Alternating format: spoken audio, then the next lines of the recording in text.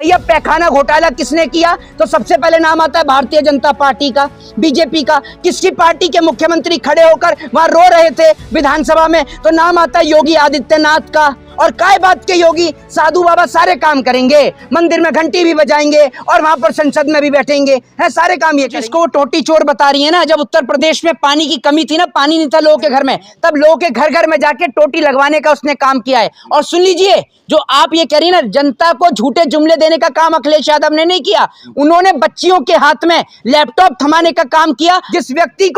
जिस व्यक्ति को आपने टोटी चोर बोलने का काम किया है वो अखिलेश यादव, जिसने उत्तर प्रदेश की शक्ल बदलने का काम किया, लखनऊ की प्रदेश की शक्ल बदलने का काम किया। और सबसे बड़ी बात ये कि जहां लोग जाने के लिए परेशान रहते थे वहां पर उस बंदे ने बेहतरीन हाईवे बनाए कि अगर आज जो आपके मुख्यमंत्री और आपके प्रधानमंत्री दिल्ली से जो लखनऊ चले जाते हैं ना आसानी से, बिना किसी रुकावट के और बिना किसी तकलीफ के, वो हाईवे बनाने के काम भी अखिलेश यादव ने किए। बच्चियों के हाथ में लैपटॉप थमाने का काम किए, साइकिल थमाने का काम किए। आपकी तरह नहीं कि जनता से छीनने का काम किया, किसी बच्चों को वहां मस्जिदों पे चढ़ा दिया, मंदिरों पे चढ़ा दिया, क्योंकि आपके गृह मंत्री का बेटा तो बीसीसीआई के अंदर बैठा हुआ है, बीसीसीआई से आईसीसी में पहुंच गया। और जो गरीब जनता जो है, उनके बच्चे जो हैं, उनके बच्चों को आपने कभी मंदिरों पे कभी मस्जिदों पर बस इन्हीं काम में उलझा रखा है। और आपने कितना बेहतरीन काम किया है जरा ये बताइए ना।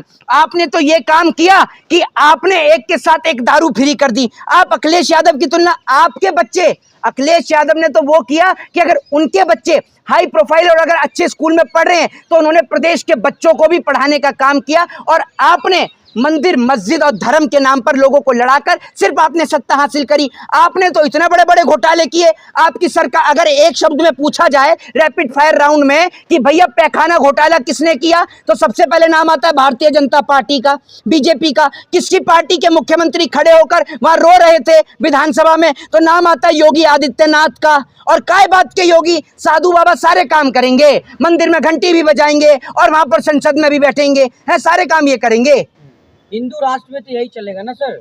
एक बात आप मुझे बताइए, हिंदू राष्ट्र, जिस हिंदू राष्ट्र की आप परिकल्पना करते हैं, जिस हिंदू राष्ट्र की आप बात करते हैं, जरा मुझे यह बता दीजिए आप मुझे कि वो हिंदू राष्ट्र के लिए कभी अमित शाह का बेटा जय शाह आगे क्यों नहीं आता? अनुराग ठाकुर के बच्चे आगे क्यों नहीं आते? मोदी जी के भाई आ रहे हैं ना। कौन से मोदी जी की है?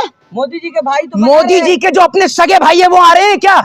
मोदी जी के अपने सगे भाई है वो आ रहे हैं क्या? गांव बना रहे हैं, प्लॉट काट रहे हैं। भैया मेरी बात सुन लीजिए, मुझे ये बता दीजिए, वो चलिए वो प्लॉट काट रहे हैं, वो उनकी अपनी पैतृक संपत्ति है, पर्सनल प्रॉपर्टी है, वो कुछ भी कर सकते हैं उस पर, पर्सनल प्रॉपर्टी पर उनका राइट है, वो कुछ भी कर सकते हैं। लेकिन एक छोटे से सवाल का जवाब दे दो कि जिस धीरेन्द्र शास्त्री उस व्यक्ति को कहते हैं कि वो जो मुसलमान है, जो उनका बचपन का दोस्त है, उसको उस गांव में जगह मिलेगी या नहीं मिलेगी? बस इस सवाल का जवाब दे दो। और बात रही दूसरी, ये अखिलेश यादव की हार का कारण सिर्फ यही रहा कि अखिलेश यादव ने चर्चा करी तो बच्चों को पढ़ाने पर, और इस देश के लोग बिजी हैं हिंदू मुसलमान और मंदिर और मस्जिदों के नाम पर। वो व्यक्ति, और मैं ये समझता हूं कि अगर पूरे भारत देश के अंदर कोई डाउन टू अर्थ अगर कोई व्यक्ति है, कोई नेता आज की डेट में है, पहले नंबर पर तो लालू और मुलायम सिंह यादव ये तो थे ही थे, लेकिन अगर आज कोई नौजवान में कोई यंगस्टर कोई लीडर है तो सिर्फ एकमात्र एक ही नेता है जिसका नाम है अखिलेश यादव।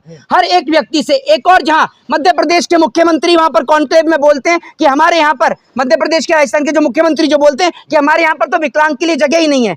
आप ये सोचिए, उस व्यक्ति ने एक लड़का जो ठीक से बोल नहीं पाता उसको उन्होंने कहां से कहां तक की जगह पहुंचाने का काम किया, क्योंकि अखिलेश यादव सिर्फ ये समझते हैं कि हर एक व्यक्ति को राजनीति में आने का हक है, हर एक बच्चे को पढ़ने का हक है, और इसीलिए वो समाजवाद की विचारधारा को फॉलो करते हैं। रेखा गुप्ता गलत क्या बोली सर? है रेखा गुप्ता गलत क्या बोली? रेखा गुप्ता से जरा ये पूछ लीजिए कि जिनको आप टोटी चोर कह रही हैं, तो ये बता दीजिए कि भीख मांगने वाला प्रधानमंत्री कौन? एक शब्द में तो नरेंद्र मोदी जी। झूठ बोलकर जनता को चूना लगाने वाला प्रधानमंत्री कौन? नरेंद्र मोदी जी। बचपन में जहां आदमी तोता नहीं पकड़ सकता वो मगरमच्छ पकड़ के ला रहे हैं, तो पब्लिक को झूठ बोलने वाला प्रधानमंत्री कौन? नरेंद्र मोदी। समझ रहे हैं? बांग्लादेश की लड़ाई लड़ने वाला प्रधानमंत्री कौन? नरेंद्र मोदी। दूसरी बात ये कि जो आदमी बांग्लादेश की लड़ाई लड़ रहा था, ठीक है, उस समय बांग्लादेश की लड़ाई लड़ी, आज अगर बांग्लादेश में हिंदुओं पे जुल्म हो रहा है तो मोदी जी काहे नहीं जा रहे कि 47 लेकर वहां बांग्लादेश के अंदर हिंदुओं को बचाने के लिए, या सिर्फ पाकिस्तान में बिरयानी तोड़ने जाएंगे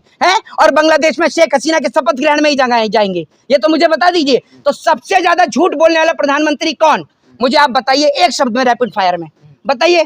खैर आप तो बोलेंगे नहीं, आपके तो आका हैं और घर में काका भी हैं, और आप ये समझ लीजिए उनके लिए आप रामू काका हैं।